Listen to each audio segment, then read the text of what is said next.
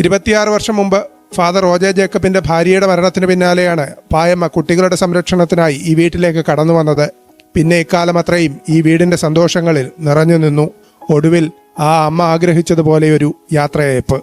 പായമ്മ തന്നെ പറയായിരുന്നു, ഇനി എവിടെ പോയാലും ഞാൻ ഇവിടെ നിന്നേ പോവുള്ളൂ, എനിക്ക് വേറെ എങ്ങോട്ടും ഞാൻ പോവില്ല, മരിച്ചിട്ടാണെങ്കിൽ ഇവിടുന്ന് മാറുള്ളൂ എന്ന് പറയായിരുന്നു. ഇന്ന രീതിയിൽ അടക്കണമെന്നോ അങ്ങനെയൊന്നും പായമ്മ പറഞ്ഞിട്ടില്ല. പക്ഷെ പായമ്മ അന്നേ ആ ഒരു ഇതിങ്ങനെ പറയുമല്ലോ, എൻ്റെ ദേവിയമ്മേ, ചൊറ്റനിക്കലമ്മേ, ഇല്ലിക്കരിങ്ങാച്ചർ മുത്ര, എല്ലാ റിലീജിയനോടുള്ള ആ ഒരു റെസ്പെക്റ്റും ഇതും കാരണം നമ്മളും തിരിച്ച് അതുപോലെ ഒരു പായമ്മയുടെ ആ ഒരു വിശ്വാസം നിലനിർത്തണമെന്ന് നല്ല ആഗ്രഹം ഉണ്ടായിരുന്നു. കോലഞ്ചേരി കോളേജിലെ ചരിത്ര വിഭാഗം വകുപ്പ് മേധാവിയായിരുന്നു ഫാദർ ഒ.ജെ. ജേക്കബ്.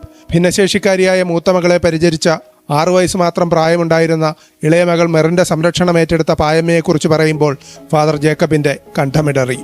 അവരുടെ മനസ്സിൽ കയറിപ്പോയി, അതായത് എൻ്റെ അമ്മയാണെന്നുള്ളത്, ഞാൻ അച്ഛൻ്റെ അമ്മയാണെന്നുള്ളത്. പായമ്മയുടെ സേവനങ്ങൾ എന്ന് പറഞ്ഞു കഴിഞ്ഞാൽ ഇത്ര ഒരു 100% സിൻസിയറായിട്ടുള്ള ഒരു ലേഡിയെ കണ്ടിട്ടില്ല.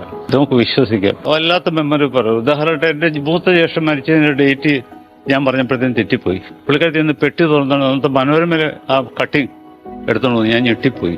വൈദികരെ സാക്ഷിയാക്കി ആ വീടിന്റെ മുറ്റത്ത് അന്ത്യകർമ്മങ്ങൾ. ഒടുവിൽ എരുവേലിയിലെ ശാന്തിതീരം ശ്മശാനത്തിൽ 88-കാരി പാർവതിയുടെ മൃതദേഹം അഗ്നിനാളങ്ങൾ ഏറ്റുവാങ്ങി. അടുത്ത ബന്ധുക്കൾ സംരക്ഷിക്കാനില്ലാതിരുന്ന ആ അമ്മയ്ക്ക് തണലൊരുക്കിയ വീട് ആ ഓർമ്മകളിൽ സ്നേഹവീടായി മാറുന്നു.